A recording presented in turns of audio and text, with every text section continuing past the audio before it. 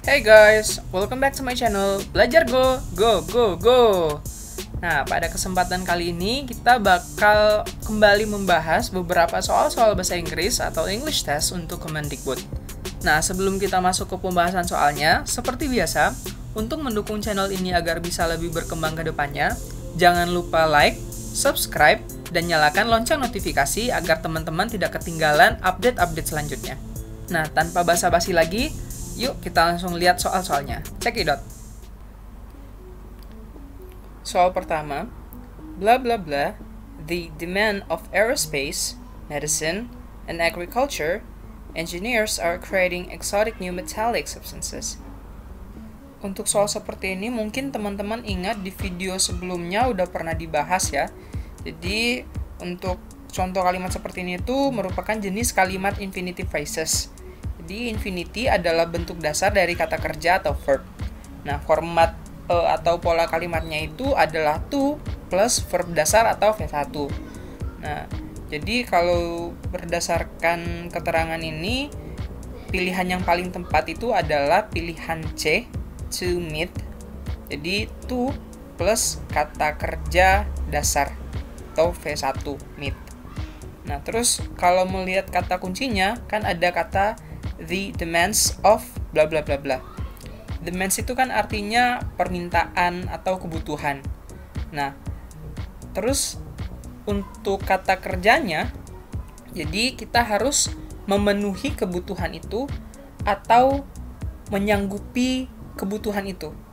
Nah, untuk menyanggupi atau untuk memenuhi itu bahasa Inggrisnya adalah to meet. Makanya pilihan jawaban yang paling benar adalah C, to meet. Kalimatnya nanti menjadi to meet the demands of aerospace, medicine, and agriculture, engineers are creating exotic new metallic substances. Soal selanjutnya, nomor 2, blah blah blah, James A. Bland, Carry Me Back to Old Virginia, was adopted as the state song of Virginia in 1940. Mungkin buat teman-teman yang belum terlalu mahir dalam bahasa Inggris mungkin agak bingung ya. Kalau kalimat seperti ini kita mulai dari mana sih mau mengerjainnya? Nah, mungkin untuk mempermudah bisa dipecah-pecah dulu. Misalnya nih, kan James A. Bland itu nama orang. Nah, kemungkinan besar dia ini ditempatkan sebagai subjek. Nah, terus ada Carry Me Back to Old Virginia, itu di sini kemungkinan besar dia sebagai objek. Dalam hal ini sebuah lagu. Nah, lagu ini was adopted as the state song of Virginia in 1940. Jadi lagu ini itu diadopsi sebagai lagu negara bagian yaitu Virginia pada tahun 1940.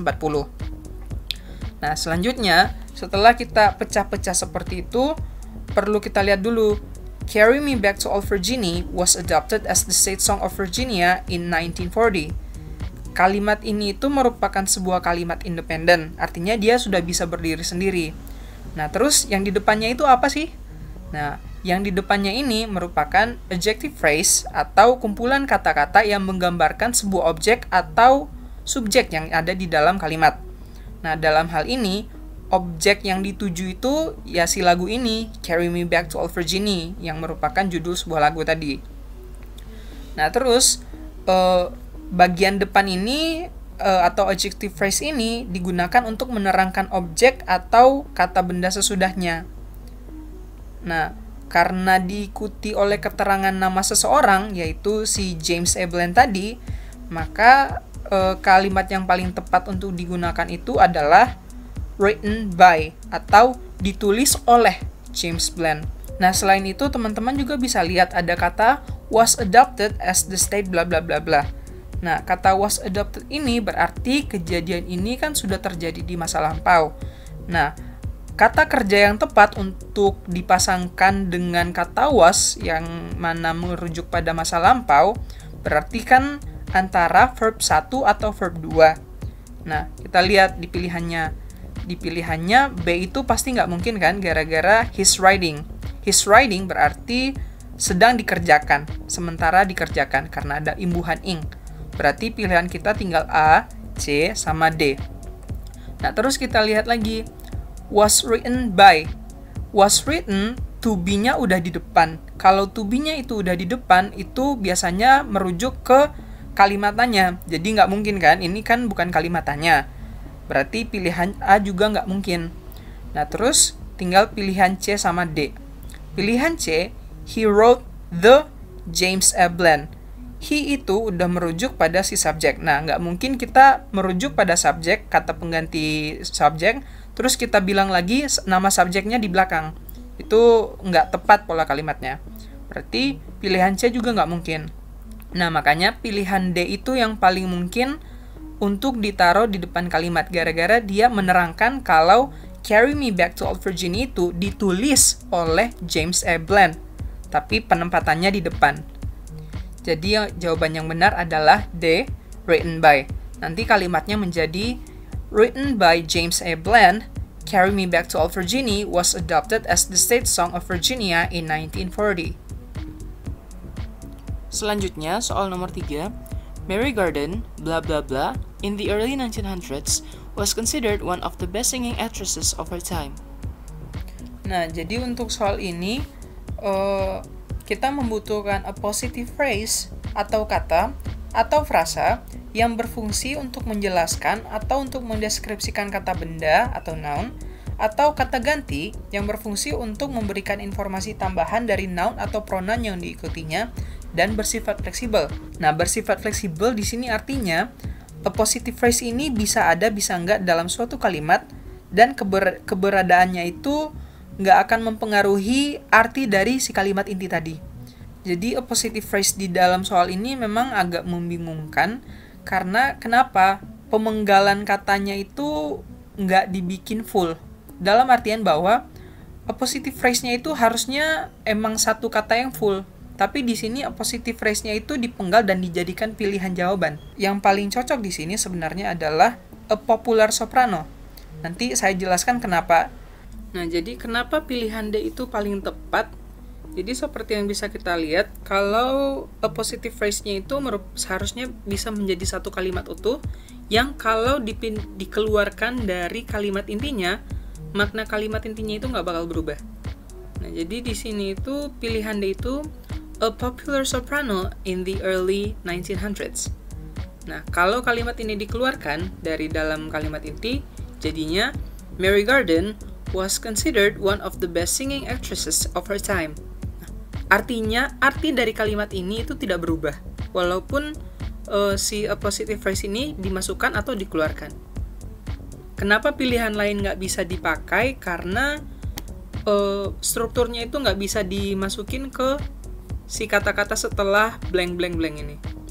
Jadi jawaban yang paling tepat itu adalah D, a popular soprano. Selanjutnya soal nomor 4. In the realm of psychological theory, Margaret F. Washburn was a dualist, blah blah blah, that motor phenomena have an essential role in psychology. Nah, jadi untuk soal ini, blank-blanknya itu membutuhkan yang namanya adjective clause. Apa sih itu adjective clause? Nah, seperti yang bisa dibaca, adjective clause itu berperan sebagai penekanan dari suatu informasi menggunakan suatu kalimat lain yang lebih rinci. Nah, ciri kalimat ini dimulai dari memiliki subjek atau predikat. Udah ada kan? Nah, serta diawali dengan relative pronoun seperti who, which, whose, that, atau whom. Atau bisa juga relative adverb seperti when, why, where. Nah, yang menjadi kata kuncinya di sini adalah a dualist. Jadi kalau kita lihat, Margaret F. Washburn was a dualist. Jadi di sini udah ada subjek. Nah, karena udah ada subjeknya, berarti kata relative pronoun yang mengikuti adalah harusnya who, karena di depannya itu udah subjek orang. Nah, jadi kita udah tahu kalau di depannya itu pakai who. Nah, selanjutnya setelah kita mengetahui yang depannya itu menggunakan kata who, yang mengikuti kata who itu haruslah sebuah verb atau kata kerja. Nah, dari pilihan jawaban yang paling tepat itu adalah pilihan jawaban B. Jadi, nanti adjective clause-nya itu menjadi who believed. Nah, kalimat full-nya nanti akan menjadi in the realm of psychological theory, Margaret F. Washburn was a dualist who believed that motor phenomena have an essential role in psychology. Nah, selanjutnya ada 2 soal latihan buat teman-teman kerjain di rumah. Yang pertama, prospective candidate for an executive position must have a blah blah blah command of the English language and exceptional analytical skills and writing skills. Pilihan jawabannya A. Strong, B. Stronger, C. Strongly, D. More strongly. Selanjutnya, soal nomor 2. Following the blah blah blah of a new chief executive last spring, there is a sense of fresh direction and energy in our corporation. Pilihannya A. Appointed, B. Appointee, C. Appointing, dan D. Appointment. Nah, gimana? Kira-kira bisa nggak jawabnya ini? Nah, sekian untuk video kali ini. Semoga dengan video ini teman-teman bisa semakin semangat belajarnya. Dan jangan lupa nanti jawaban untuk latihan soal dijawab di kolom komentar ya.